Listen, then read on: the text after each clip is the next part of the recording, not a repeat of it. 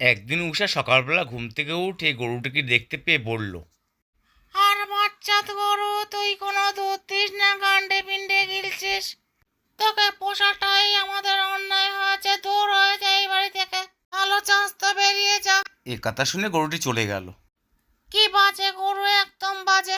খাবার বেলা এত এত করে খাবে, কিন্তু দুধ বেলায় অষ্টরম্বা। তাই তো ওকে আমি তাড়িয়ে দিলাম। খুব ভালো করেছি, এবার আমি নিশ্চিন্তে থাকতে পারবো বাড়িতে। ওর জন্য আমার আর বক বক করতে হবে না। যাক, তাহলে আপত্তি এতক্ষণে বিদায় হয়েছে।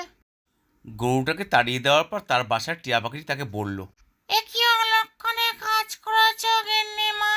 তুমি গরুটাকে শুধু শুধু তাড়িয়ে দিলে। তুমি জানো না গিন্নিমা, গরুটা কত সুন্দর পয়া ছিল। এই গরুটা শিবের বাহন ছিল, তোমার আয় পায় অনেক হতো। গিন্নিমা, তুমি কাজটা একদম ভুল করেছ। এখন তোমার বাড়ি থেকে শুভ পয়া জিনিসটাই চলে গেল। আজ থেকে তোমার আর কোনোদিনও কোনো উন্নতি হবে না। এখন থেকে খালি মাথা চাপড়াও, তাহলে বুঝতে পারবে।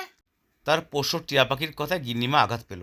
গিন্নিমা, একদমই কাজটা ঠিক করনি। তুমি জানো না কি ভুল করেছো। তোমাদের গরু কালে শুধুমাত্র ঘাসটুকুই খেত, আর তো কিছু খেত না। তাহলে ওর কি অপরাধে তুমি ওকে তাড়িয়ে দিলে বলো গিন্নিমা? এই কাজের জন্য আমিও তোমার বাড়ি থাকবো না। হ্যাঁ, উচিত কথা বললাম তো, তার জন্য তো তুমি মুখ ঘুরিয়ে নিলে। সকলে তো উচিত কথা শুনতে পারে না, তাই তো মুখ ঘুরিয়ে নিলে। তার পোষ্য টিয়াটির কথায় গিন্নিমা খুব আঘাত পেল।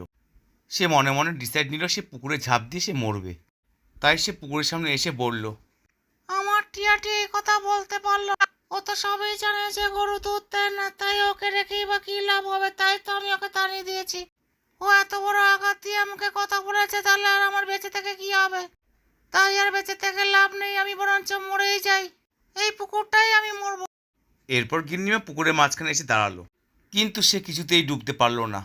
এরকম পুকুর দেখা যায় না যে জলের গতি স্থির, কিন্তু জল থেকে ভেদ করতে পারছে না তার পা। তারপর গিন্নিমা বলল, এটা কি হচ্ছে আমার সাথে? আমি এতটাই পাপ করেছি যে জলের ভিতর বুঝতে পারছি না। হে ঈশ্বর, তুমি আমায় বাঁচাও। আমি যেন জলের ভিতর মরতে পারি সেই ব্যবস্থা করে দাও। নইলে তো আমি একটা অসহায় গরুকে তাড়িয়েছি, তার জন্যই আমার এই শাস্তি। তারপর গিন্নিমা ওখান থেকে বেরিয়ে আরেকটি পুকুরে এসে দাঁড়ালো। সেখানেও সে ডুবতে পারল না। এরপর গিন্নিমা বুঝে গেল সে কতটাই পাপী। মরার তার হলো না। তারপর সে ওখান থেকে চলে যাওয়ার উদ্যত হলো। এবার আমি বুঝতে পেরেছি আমি কতটা ভুল করেছি। গিন্নিমার গরুটির নাম ছিল কালী। তারপর কালীর নাম করে করে সে বলতে লাগলো, কালী বাবা, তুই যেখানে থাকিস তুই চলে আয় বাবা। তোর জন্য আমি অনেক খাবার রেখেছি, তুই এসে খা, নইলে আমার বিপদ হবে। তোকে তাড়িয়ে যে ভুল আমি করেছি, আমার নরকেও ঠাঁই হবে না। বাবা সোনা, তুই আয় বাবা, তুই আমার কাছে আয়। আর তোকে কোনো গালাগালি করবো না। আমার পশু টিয়াটি আমার সব কিছু ভুল ধরিয়ে দিয়েছে, আমার চোখ খুলে দিয়েছে। গরুটি গিন্নিমার কাছে আর এলো না।